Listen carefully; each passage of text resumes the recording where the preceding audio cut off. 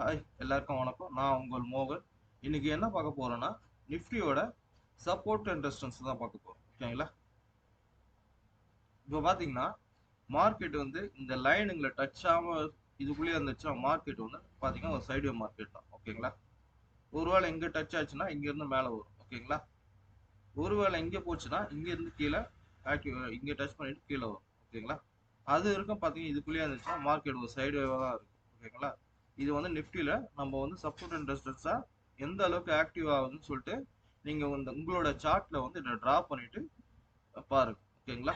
சரி, இப்போ வந்து பாத்தீங்கன்னா நிஃப்டியோட ஆப்ஷன்ல பார்க்கலாம். சரி, அதுக்கு முன்னாடி பாத்தீங்கன்னா இது எஜுகேஷன் பர்பஸ் தான் நம்ம வந்து இது கொடுக்குறோம். ஓகேங்களா? உங்களுடைய லாப நஷ்டம்லாம் அது உங்களுடையது. ஓகேங்களா?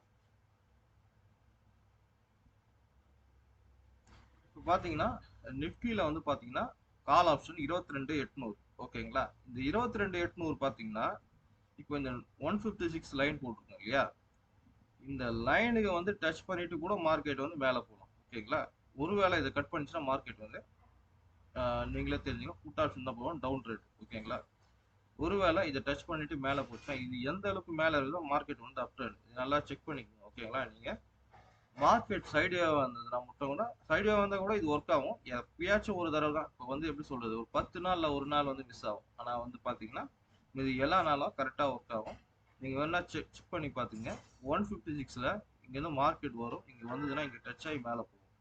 அப்படி இல்லையா இதை பிரேக் ஆச்சுன்னா கீழே வந்து இதை திருப்பி ஒரு ரீடெஸ்ட் பண்ணிட்டு கீழே அதாவது வந்து இதை பிரேக் ஆகிட்டு கீழே இருந்து ஒரு ரீடெஸ்ட் பண்ணிட்டு அதுக்கப்புறம் பார்த்தீங்கன்னா ஃபுல்லாக ஃபாலோ ஆகிடும். ஓகேங்களா?